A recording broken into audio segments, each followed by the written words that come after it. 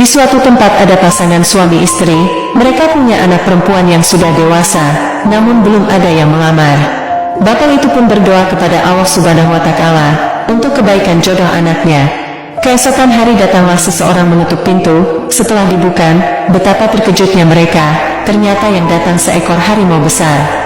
Harimau itu berkata, "Aku adalah utusan Allah buat pendamping anakmu." Bapak itu berkata, "Jika anak saya setuju, maka kalian akan kunikahkan."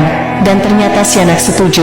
Terjadilah pernikahan. Setelah menikah, si harimau minta izin untuk membawa istrinya ke tempat sang harimau. Sebelum mereka pergi, harimau itu berpesan, "Jika ayah dan ibu rindu, datanglah ke tempat kami.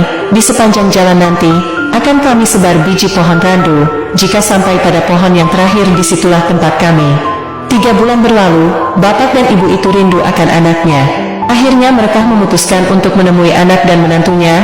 Akan tetapi sebelum mereka berangkat, sang bapak membeli daging di pasar. Namun daging yang dibeli 2 macam daging, yaitu daging babi buat menantunya karena dia harimau, dan daging kambing buat anaknya. Setelah sudah lengkap, mereka pun berangkat menyusuri pohon randu yang telah ditanam oleh menantunya. Di tengah perjalanan tiba-tiba mereka diserang oleh angin ribut sehingga 2 macam daging yang ia bawa tercampur jadi satu, dan sulit dipisahkan dan dibedakan. Setelah kejadian itu mereka pun melanjutkan perjalanannya, menyusuri pohon randu, dan di tengah perjalanan mereka pun dikejutkan dengan melihat seekor burung yang kaki sayap dan cucuknya emas. Akan tetapi burung itu sedang memakan kotoran binatang lainnya. Sang bapak pun bergumam, sungguh sangat tidak pantas burung emas yang sangat indah memakan kotoran. Di tengah perjalanan mereka pun dikejutkan lagi dengan melihat batu kerikil yang bisa berjalan menaiki bukit dan batu-batu besar berjalan menuruni bukit. Mereka pun melanjutkan perjalanannya, dan di tengah perjalanan ia melihat 2 sungai berdampingan, yang satu kelihatannya lebar dan dalam dan yang satu kelihatannya kecil dan dangkal. Akan tetapi ketika mereka menyeberangi sungai yang lebar dan kelihatannya dalam, ternyata dangkal, dan akan tetapi ketika mereka menyeberangi sungai yang kecil dan kelihatannya dangkal, ternyata dalam sekali sampai mereka hampir tenggelam.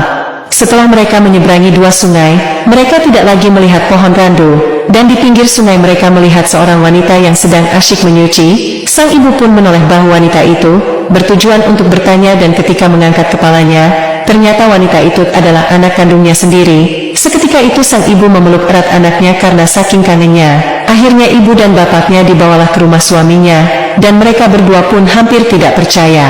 Di tengah hutan belantara ini ada sebuah pondok pesantren, yang santrinya adalah para kiai, dan lebih kaget lagi ternyata pengasuh pondok pesantren itu adalah menantunya yang dulu ketika menikahi anaknya adalah seekor harimau. Akan tetapi kini ia melihat menantunya adalah seorang ulama besar. Ibu dan bapak pun disambut oleh menantunya dan dijamu dengan sangat ramah. Sambil ngobrol, sang bapak pun menceritakan kejadian-kejadian aneh yang dialaminya selama dalam perjalanan. "Menantuku, ketika bapak kesini, bapak menemui banyak sekali kejadian-kejadian yang sangat aneh. Yang pertama, bapak membawa 2 macam daging, yaitu daging kambing dan daging babi. Akan tetapi di tengah perjalanan bapak diserang angin ribut sehingga kedua daging tadi tercampur dan susah dibedakan mana yang daging sapi dan mana yang daging babi. Pertanda apakah itu?" Sang menantu pun menjawab, "Itu adalah pertanda bahwa nanti pada zaman yang akan datang, perkara yang halal dan yang haram itu sulit untuk dibedakan, bahkan kadang tidak bisa dibedakan. Saya bertemu dengan seekor burung yang sayapnya kakinya cucuknya emas indah dan cantik, akan tetapi ia makan kotoran binatang lain. Itu pertanda apa?"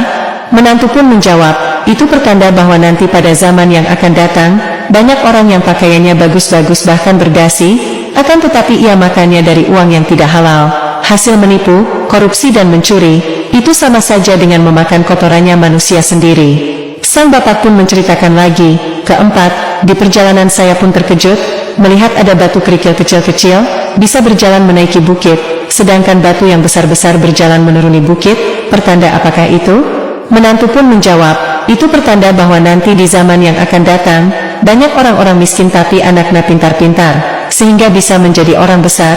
Akan tetapi banyak orang-orang kaya, anaknya bodoh-bodoh, tidak bisa menjunjung derajat orang tuanya, bahkan menurunkan derajat orang tuanya."